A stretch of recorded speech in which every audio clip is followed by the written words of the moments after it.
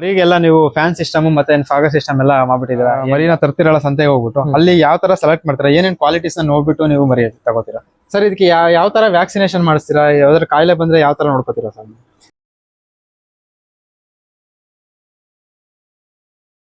Hi friends, ಎಲ್ರಿಗೂ S farming Kannada YouTube ಚಾನಲ್ಗೆ ಸ್ವಾಗತ.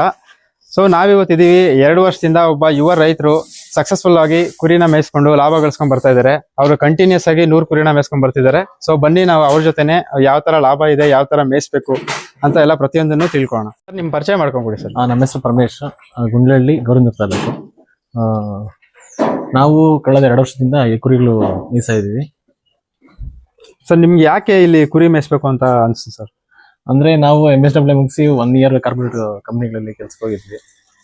ಅದು ಅಡ್ಜಸ್ಟ್ ಆಗ್ಲಿಲ್ಲ, ಫ್ರೀಡಮ್ ಇರಲಿಲ್ಲ, ಮತ್ತೆ ಲಿಮಿಟೆಡ್ ಸ್ಯಾಲರಿ, ಅದಕ್ಕೆ ಅಡ್ಜಸ್ಟ್ ಆಗದಿರ ಫ್ರೀಡಮ್ ಇರುತ್ತೆ ಅಂತ ಅಂದ್ಬಿಟ್ಟು ಈ ಕಡೆ ಬಂದ್ವಿ. ಸರ್ ಅಂದ್ರೆ ನೀವು ಮಾತ್ರ ಮೇಯಿಸ್ತಾ ಇರೋದಾ ಇಲ್ಲ ನಿಮ್ಮ ಪೇರೆಂಟ್ಸ್ ಏನಾದ್ರು ಮೇಯಿಸ್ತಾ ಇದ್ರ ಈ ಕುರಿ? ಇಲ್ಲ, ಮೊದಲು ಅವ್ರು ಮೇಯಿಸಿದ್ರು. ಆಗ ಅಷ್ಟೊಂದು ಎಫೆಕ್ಟಿವ್ ಆಗಿರ್ಲಿಲ್ಲ, ರಿಸಲ್ಟ್ ಇರಲಿಲ್ಲ. ಅವರು ನಾರ್ಮಲ್ ಆಗಿ ಮೊದ್ಲು ಯಾವ ತರ ಹಳೆ ಕಾಲದಲ್ಲಿ ಮೇಯಿಸಿದ್ರು ಅಷ್ಟು ಪ್ರಾಫಿಟಬಲ್ ಇರಲಿಲ್ಲ. ಅದಕ್ಕೋಸ್ಕರ ನಾವು ಈ ಕಡೆ ಬಂದು ಸ್ವಲ್ಪ ರಿಸರ್ಚ್ ಮಾಡಿ ಎಲ್ಲ ಹಿಂದಿನ ವರ್ಷ 1-2 ವರ್ಷದಿಂದ ಸ್ಟಾರ್ಟ್ ಮಾಡಿದ್ವಿ. ಅದನ್ನ ಕಂಟಿನ್ಯೂ ಮಾಡ್ಕೊಂಡು ಬರ್ತಾ ಇದೀವಿ. ಸರ್ ಇದು ಸೆಡ್ ಎಷ್ಟು ಡೈಮೆನ್ಷನ್ ಇದೆ, ಎಷ್ಟು ಕುರಿ ಮೇಯಿಸ್ಬೋದು ನೀವು? ಇದು ಒಳಗಡೆ 20-40 ಇದೆ. 20-40 100 ಮೇಯ್ತಾ ಇದೆ ಸದ್ಯಕ್ಕೆ. 100 ಏನು ಪ್ರಾಬ್ಲಮ್ ಇಲ್ದಂಗೆ 110 ಮೇಯಿಸೋದು. ಇಲ್ಲಿ ಒಂದ್ ಸ್ವಲ್ಪ ಜಾಗ ಇದೆಯಲ್ಲ, ಇಲ್ಲಿ ಸೈಡ್ ಬಿಡ್ತೀರಾ ನೀವು? ಇದು ಹೊರಗಡೆ ಜಾಗ ಇದೆ. ಇದು 20-40 ಇದೆ, ಅದರಲ್ಲಿ 10 ಹತ್ತು ಕಡೆ ವೇಸ್ಟ್ ಇದೆ. 20-30 ಇದೆ. ಇದು 20-30 ಈವ್ನಿಂಗ್ ಮತ್ತೆ ಬೆಳಗ್ಗೆ 1-2 hours 1.5 hour ಬೆಳಗ್ಗೆ ಸ್ವಲ್ಪ ಬಿಡ್ತೀವಿ. ಇದೆಲ್ಲ ತಿಂದ್ಮೇಲೆ ಸ್ವಲ್ಪ ರೆಸ್ಟ್ ಮಾಡ್ಲಿ ಅಂತ ಅಂದ್ಬಿಟ್ಟು ಹೊರಗಡೆ ಬಿಡ್ತೀವಿ. ಸರ್ ನೀವು ಕುರಿ ಎಲ್ಲಿಂದ ತರ್ತೀರಾ ನೀವು ನಾರ್ಮಲ್ ಆಗಿ? ನಾವು ನಾರ್ಮಲ್ ಆಗಿ ಸಿಂಗೂರು ಅಂತಿದೆ ಬಳ್ಳಾರಿ ಹತ್ರ. ಆ ಸಿಂಗೂರ್ ಹತ್ರ ಮತ್ತೆ ಇನ್ನೊಂದು ಕೂಗನಪಲ್ಲಿ ಅಂತಿದೆ, ಅಲ್ಲೇನೆ ಅಲ್ಲಿ ತರ್ತೀವಿ. ಮತ್ತೆ ಇಲ್ಲಿ ಗೋವಿಂದರ ಸಂತೆ ಲೋಕಲ್ ಅಲ್ಲಿ ಇಲ್ಲಿ ನಡೆಯುತ್ತೆ. ಅಲ್ಲಿ ಮತ್ತೆ ರೈತರ ಹತ್ರ ಲೋಕಲ್ ಅಲ್ಲಿ ನೋಡ್ಕೊಂಡು ತಗೊಳೋದಷ್ಟೇ. ಅನುಕೂಲ ಯಾವ ತರ ಆಗುತ್ತೆ ಅಂದ್ರೆ ಯಾವ ತರ ಅಂದ್ರೆ ಆ ಕಡೆ ಸಿಂಗೂರು ಕುಂಗಪಲ್ಲಿ ಹೋಗ್ಬಿಟ್ಟು ಸ್ವಲ್ಪ ಮೀಡಿಯಂ ಆಗಿರೋ 7,000-8,000 ತರ್ತೀವಿ. ಮತ್ತೆ ಟೈಮ್ ಶಾರ್ಟೇಜ್ ಇದೆ. ಈಗ ಹತ್ರದಲ್ಲಿ ಯಾವ್ದಾದ್ರು ಒಂದು ಹಬ್ಬ ಇದೆ, ಈ ಎಕ್ಸಾಂಪಲ್ ಈಗ ಬಕ್ರೀದ್ ಇದೆಯಲ್ಲ, ಬಕ್ರೀದ್ ಅಥವಾ ಯುಗಾದಿ, ಟೈಮ್ ಕಡಿಮೆ ಇದೆ ಅಂತಂದಾಗ ಸಣ್ಣ ಮರಿಗಳು ತಂದಾಗ ಟೈಮ್ ತಗೊಳುತ್ತದೆ. ಆಗ ದೊಡ್ಡ ಹೋಗ್ಬೇಕು ಅಂದ್ರೆ ಇಲ್ಲಿ ಲೋಕಲ್ಸ್ ಅಂತ ಇಲ್ಲಿ ಅಥವಾ ರೈತರು ಯಾರಾದ್ರೂ ಮೇಯಿಸಿರ್ತಾರಲ್ಲ 1 ತಿಂಗಳು 2 ತಿಂಗಳು ಅವ್ರ ಹತ್ರ ತಂದ್ಬಿಟ್ಟು ನಾವು ಅದಕ್ಕೆಲ್ಲ ತಿಂಡಿ ಇಲ್ಲ ಚೆನ್ನಾಗಿ ಕೊಟ್ಬಿಟ್ಟು ಡೆವಲಪ್ ಮಾಡಿ ಬೇಗ ಮಾಡೋದು. ಬೇಗ ಅಂದ್ರೆ ನಿಮ್ಗೆ ದೊಡ್ಡ ಮರಿ ಬೇಕು ಅಂದ್ರೆ ಲೋಕಲ್ ಅಲ್ಲೇ ಹಾಕೋತೀರಾ? ಟೈಮ್ ಶಾರ್ಟೇಜ್ ಇದ್ರೆ ಲೋಕಲ್ ಅಲ್ಲಿ ದೊಡ್ಡ ತಗೊಂಡ್ಬಂದು ಮೇಯಿಸ್ಕೊಂತೀರಾ? ಟೈಮ್ ಇದೆ ಪರವಾಗಿಲ್ಲ ಅಂತಂದ್ರೆ ಸ್ವಲ್ಪ ಸಣ್ಣ ತಕೊಂಡು ನಿಮ್ ಮರಿ ಯಾವ ತರ ಸೆಲೆಕ್ಟ್ ಮಾಡ್ತೀರಾ?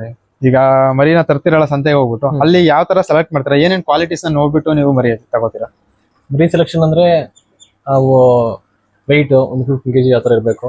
ಮತ್ತೆ ಲೆಂತ್ ಇರ್ಬೇಕು, ಮರಿಗಳು ನೈಸ್ ಇರ್ಬೇಕು ಎಲ್ಲಾನು. ಮತ್ತೆ ಒಂದಷ್ಟು ಸ್ವಲ್ಪ ಕಂಬ ಬಂದಿರ್ಬೇಕು. ಹಾಲು ಕೂಡ ಬಿಟ್ಟಿರ್ಬೇಕು ಕಂಪ್ಲೀಟ್ ಆಗಿ. ಹಾಲು ಕೂಡ ಬಿಟ್ಟಿದ್ದು ಮೇವು ತಿಂತಾ ಇದ್ರೆ ಮರಿಗಳು ಯಾವುದೇ ತೊಂದರೆ ಇಲ್ದಿರ ಡೆವಲಪ್ ಆಗ್ತವೆ. ಅಕಸ್ಮಾತ್ ಏನಾದ್ರು ಹಾಲು ಕುಡಿ ಅಂತ ಏನಾರ ಇದ್ರೆ ಇಲ್ಲಿ ಬಂದಾಗ ಹುಷಾರಿಲ್ಲದೆ ಸ್ವಲ್ಪ ಇದಾಗ್ಬಿಡ್ತು, 1 ವಾರಕ್ಕೆ ಆ ತರ ಸುಸ್ತಾಗ್ಬಿಟ್ಟು ಇದಾಗ್ಬಿಡ್ತು. ಸುಸ್ತಾಗ್ತದೆ, ಮೋಷನ್ ಬರೋದು ಆ ತರ ಎಲ್ಲ ಆಗಿ ಮೋಷನ್ ಬರೋದು, ಸುಸ್ತಾಗ್ಬಿಟ್ಟು ಜ್ವರ ಬಂದು ಅವನ್ನ ರಿಕವರ್ ಮಾಡೋದು ಜಾಸ್ತಿ ಕಷ್ಟ ಇರ್ತದೆ. ಮೆಡಿಸಿನ್ ಕೊಟ್ಟು ಸೆಟ್ ಆಗ ಹಾಲು ಕುಡಿದಿರ್ಬೇಕು ಚೆನ್ನಾಗಿ. ಕೇಳ್ಬಾರ್ದು, ಚಿಕ್ಕ ಹಾಕಿದ್ರೆ ಮೊಟಾಲಿಟಿ ಜಾಸ್ತಿ ಆಗುತ್ತೆ ಅಂತ ಹೇಳ್ತಾರೆ. ಹೌದು ಸರ್, ನೀವು ಈ ಮರಿ ತಂದಾಗ ಯಾವ ರೀತಿ ಕೇರ್ ಮಾಡ್ತೀರಾ ಸ್ಟಾರ್ಟಿಂಗ್ ಅಲ್ಲಿ? ಈಗ ಚಿಕ್ಕ ಮರಿ ಸಪೋಸ್ ನೀವು ಹೇಳಿದ್ರೆ 7,000-8,000 ರೂಪಾಯಿ ಮರಿ ತಂದಾಗ ಯಾವ ತರ ಕೇರ್ ಮಾಡ್ತೀರಾ ನೀವು ಸ್ಟಾರ್ಟಿಂಗ್ ಅಲ್ಲಿ? ಅವು ಯಾವುದೇ ಆಗ್ಲಿ, ದೊಡ್ಡವಾಗ್ಲಿ ಚಿಕ್ಕವಾಗ್ಲಿ, ದೂರದಿಂದ ಬಂದಿರ್ತಾವಲ್ಲ ಅವು ಆಲ್ಮೋಸ್ಟ್ 12-13 hours ಅದು ನೀರು ಕೊಟ್ಟಿರಲ್ಲ. ಅವು ಮತ್ತೆ ಡಿಹೈಡ್ರೇಷನ್ ಆಗಿರೋ ಹೊಡೆಗೆ ಬರ್ತಲೇ ಅಲ್ಲಿಂದ ಟ್ರಾವೆಲ್ ಮಾಡ್ಕೊಂಡು ಸುಸ್ತಾಗಿರ್ತವೆ. ಅದಕ್ಕೋಸ್ಕರ ಬರ್ತಲೇ ನಾವು ಬೆಲ್ಲ ನೀರು ಇಡ್ತೀವಿ ಅವತ್ತು. ಮತ್ತೆ ಅವತ್ತು ಏನು ಆಗ್ಬಾರ್ದು, ಬೇರೆ ಜೋಳ ಫೀಡ್ ಏನಾಗಬಾರ್ದು, ಹಸಿ ಮೇವು ಏನು ಕೊಡಬಾರ್ದು. ಇಲ್ಲ, ಅವತ್ತೇನು ಬೇಡ, ಒಣಮೆ ಮಾತ್ರ ಕೊಡ್ಬೇಕು ಅವತ್ತು. ಸ್ವಲ್ಪ ಲೈಟ್ ಆಗಿ ಒಣಮೆ ಮಾತ್ರ ಕೊಟ್ಟು 1 ದಿನ ರೆಸ್ಟ್ ಕೊಟ್ಟು ನೆಕ್ಸ್ಟ್ ಡೇ ಬೆಳಗ್ಗೆ ಮಾರ್ನಿಂಗ್ ಏನೆ ನೀರು ಏನಾಗಿ ಹಿಡ್ದೆ ಬೆಳಗ್ಗೆ ಎದ್ದಲ್ದಲ್ಲ ಕ್ಲೋಸ್ ಆಗಿ ಒಂದು 2-3 hours ಗ್ಯಾಪ್ ಕೊಡ್ಬೇಕು. ಓಕೆ, ಅಂದ್ರೆ ಅದು ಡಿವಾರ್ಮಿಂಗ್ ಗೋಸ್ಕರ 2-3 hours ಗ್ಯಾಪ್ ಕೊಡ್ಬೇಕು. ಅದಾದ್ಮೇಲೆ ಒಂದು 10-15 days ಕೇರ್ಫುಲ್ ಆಗಿ ನೋಡ್ಕೊಬೇಕು ಇವನ್ನ. ಏನಾದ್ರು ಅಂದ್ರೆ ಕಾಯಿಲೆ ಬರ್ದೇ ಇರೋ ತರ. ಹೌದು. ಅಲ್ಲಿ ಮತ್ತೆ ಅಲ್ಲಿ ಎಲ್ಲ ವ್ಯಾಪಾರಸ್ಥರು ಬಂದಿರ್ತಾರಲ್ಲ, ಅವನ್ನ ಜೋಳ ಎಲ್ಲ ಜಾಸ್ತಿ ತಿನ್ಸ್ಬಿಟ್ಟಿರ್ತಾರೆ. ಅವು ಕೆಪಾಸಿಟಿ ಇರಲ್ಲ, ತಿನ್ನೋದು ರೂಢಿ ಇರಲ್ಲ ಅವಕ್ಕೆ.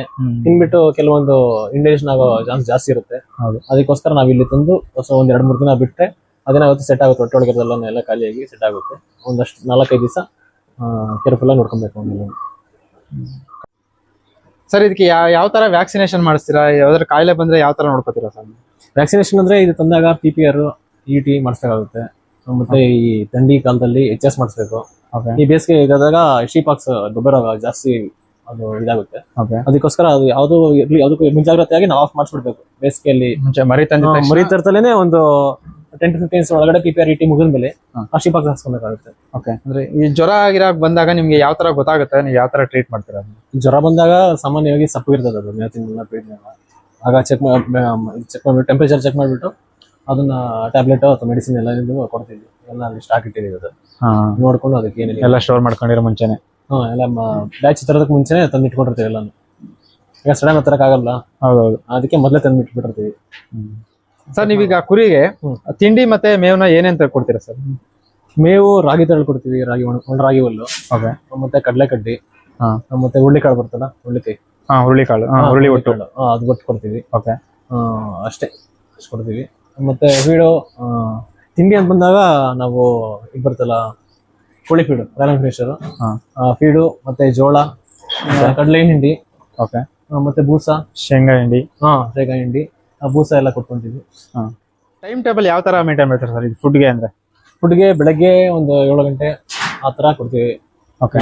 ಮತ್ತೆ ಸಾಯಂಕಾಲ ಒಂದು 6 ಗಂಟೆ 7 ಗಂಟೆ ಕೊಡ್ತೀವಿ. ಓಕೆ. ಫೀಡ್ ಅಂದ್ರೆ ತಿಂಡಿ, ಕೈ ತಿಂಡಿ? ಹೌದು. ಅದಾದ್ಮೇಲೆ ಮೇವು ಕೊಡೋದು? ಅದಾದ್ಮೇಲೆ ಒಂದು 2 ಅವರ್ ಗ್ಯಾಪ್ ಕೊಟ್ಟು ಮೇವು ಕೊಡೋದು. ಓಕೆ. ಈಗ ಫೀಡ್ ಅಂದ್ರೆ ಕೈ ತಿಂಡಿನ ನೀವು ಯಾವ್ಯಾವ ಪ್ರಮಾಣದಲ್ಲಿ ಕೊಡ್ತೀರಾ ಸರ್? ಕೈ ತಿಂಡಿ ಅಂತಂದಾಗ ನಾವು ಕುರಿ ಬಾಡಿ ವೆಯ್ಟ್ ಎಷ್ಟಿದೆ ನೋಡ್ಕೊಂಡು 0.25% 0.3% ಆ ಲೆಕ್ಕದಲ್ಲಿ ಕೊಡ್ಬೇಕಾಗುತ್ತೆ ನಾವು. ಸ್ವಲ್ಪ ಹೆಚ್ಚಾದ್ರೆ ಅದು ಸ್ಟಾರ್ಟಿಂಗ್ ಅಲ್ಲಿ ಹೆಚ್ಚಾಗಬಾರ್ದು. ಸ್ವಲ್ಪ ದೊಡ್ಡವಾದ್ಮೇಲೆ ಸ್ವಲ್ಪ ಹೆಚ್ಚಾದ್ರೂ ನಡೆಯುತ್ತೆ. ಕಡಿಮೆ ಮಾತ್ರ ಮಾಡಬಾರ್ದು. ಕಡಿಮೆ ಮಾಡಿದ್ರೆ ಆಗುತ್ತೆ, ಡೆವಲಪ್ಮೆಂಟ್ ಲೇಟ್ ಆಗುತ್ತೆ.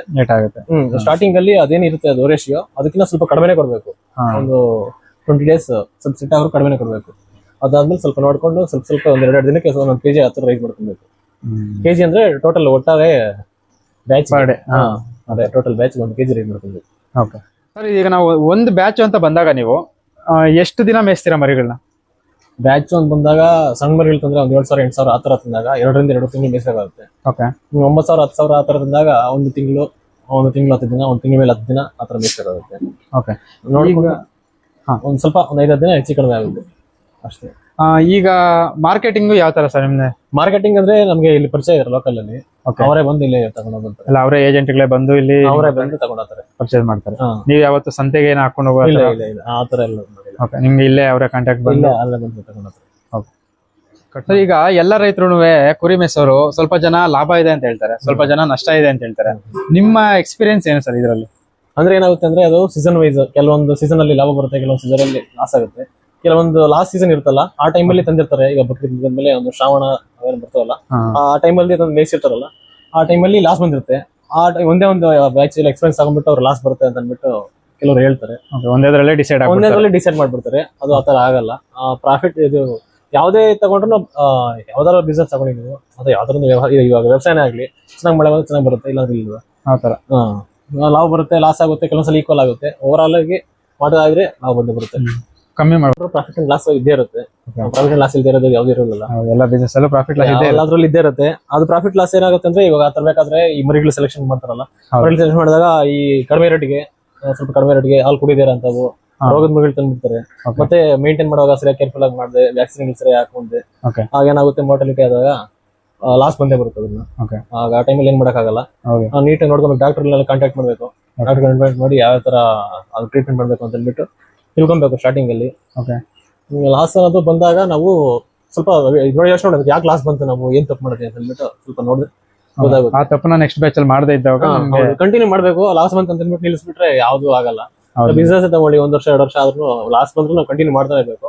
ಕ್ಲಿಕ್ ಆಗುತ್ತೆ ಒಂದಷ್ಟು ಟೈಮ್ ತಗೊಂಡು. ಕ್ಲಿಕ್ ಆದಾಗ ಏನಾಗುತ್ತೆ, ಸಕ್ಸಸ್ ಆಗುತ್ತೆ. ಅದು ಒಂದೊಂದು ವರ್ಷಕ್ಕೂ ಸಪರೇಟ್ ಬೇರೆ ನೋಡ್ಕೊಂಡು ಹೋಗಕ್ಕಾಗಲ್ವಲ್ಲ, ಆತರ ಮಾಡ್ಕೊಂಡ್ರೆ ಕ್ಲಿಕ್ ಆಗಕ್ಕಾಗಲ್ಲ.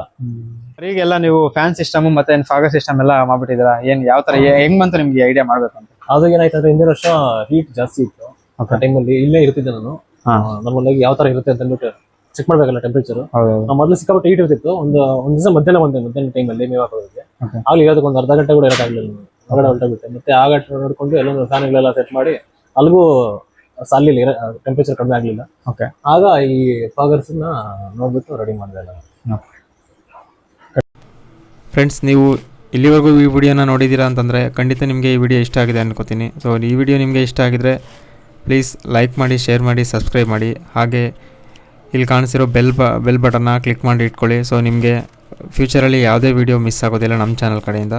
ಸೊ ಎಲ್ಲರಿಗೂ ಧನ್ಯವಾದ. Thank you.